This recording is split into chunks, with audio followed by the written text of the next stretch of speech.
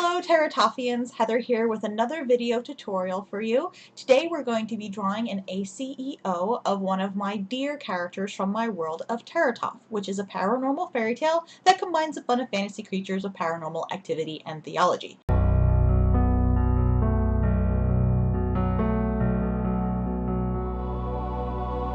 But before we talk about her, let's talk about what other materials you're going to need to make your own ACEO. I'm using watercolor Strathmore paper. The size is 2.5 by 3.5 inches. I'm going to be using a Color-Ace brown pencil with this Stadler pencil sharpener. It's got 2 holes for small pencils like that one and bigger pencils like some of the graphite ones that I have. And this is my beautiful Pride and Joy, very lovely eraser collection. This is my mono eraser that is very tiny. It's by Tombow brand. It's a great brand. I love a lot of the pencils and erasers that they make. That one's great for little tiny mistakes. This is mono Tombow sand eraser. So it's got like little grains of sand in it, and it's really great for erasing really deep, heavy marks. So there's a little example I did. It gets that right out. So it's really great for big mistakes. Just be careful when you're using this on thin paper because it's not delicate. Luckily, this Strathmore watercolor paper can take a beating, so we'll be okay. And this is my gummy eraser, or kneaded eraser. It's great for when you're trying to erase kind of like a shade off, like you're lowering the opacity of your image. And it's great for just like cleaning up smudges and things like that. So that's the reference image I'm going to use to kind of inspire this little deer character. And here we go. So what I'm using here is a mechanical pencil with pink lead in it.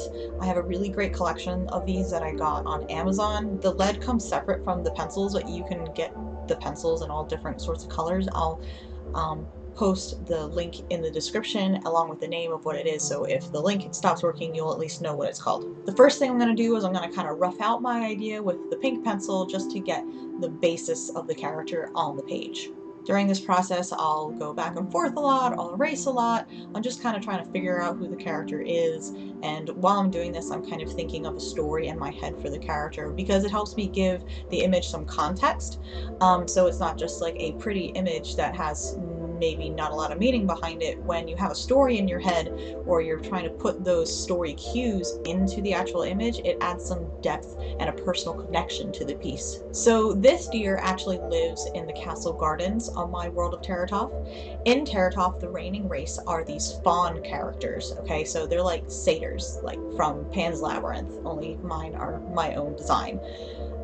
There is a princess named Win who's an albino, and she is secluded into the castle and she doesn't go outside unless it's at night, and she loves to go around the castle gardens and talk to the animals and read books and do things like that.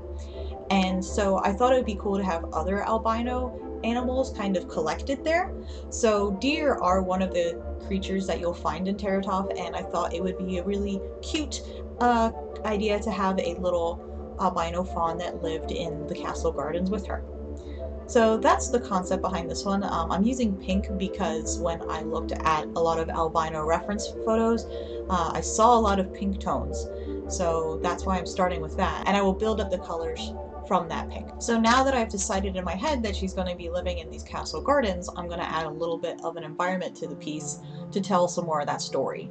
So what do you see in gardens a lot? Well, you see vines kind of crawling up on the walls and things like that. So that's kind of the inspiration for these vines that are surrounding this little doe character.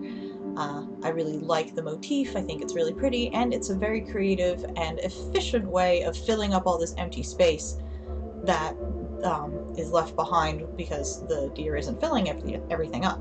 I've switched to a Tombow pencil now that I got from their sepia collection. It's a really great collection with lots of great colors, so I highly recommend it.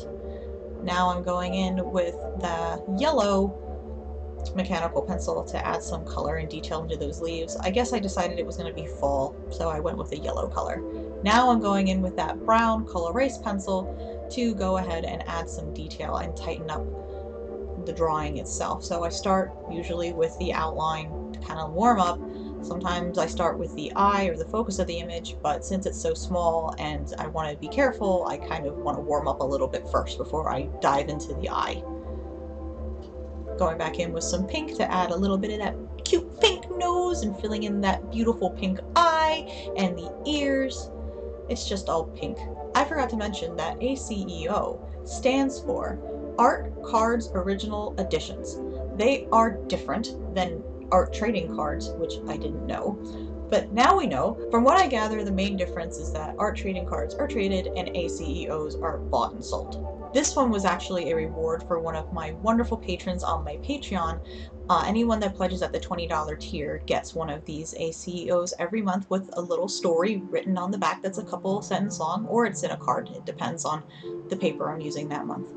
And there she is, all done. I forgot to mention I added a little bit of gold paint to this one because I wanted to add something special to really jazz it up a little bit. Now I'm going to sign and date it, and then it will officially be complete. Thank you for watching this tutorial. You can download and purchase this tutorial on my Gumroad account. I'm also on the Twitter and the Instagram and all of that good stuff. You can buy some of my pieces in my Etsy store. And if you would like to become a Terratoffian yourself, check out my Patreon. Thanks to my Terratoff family, I'm able to continue making these tutorials and building this world, and in exchange you guys get all sorts of great downloads, sneak peeks, and rewards. If you like this video, like it, share it, subscribe. If you have any questions or you'd like to know more about the tools I've used, or you want to request a sort of tutorial for me to do, then leave a comment. Thanks very much, and I'll see you again soon with another Terratoff art tutorial. Thanks for watching, everybody. If it's not February 22nd, 2018 yet, then there's still time to pledge to my Kickstarter, The Dreaming Kitsune.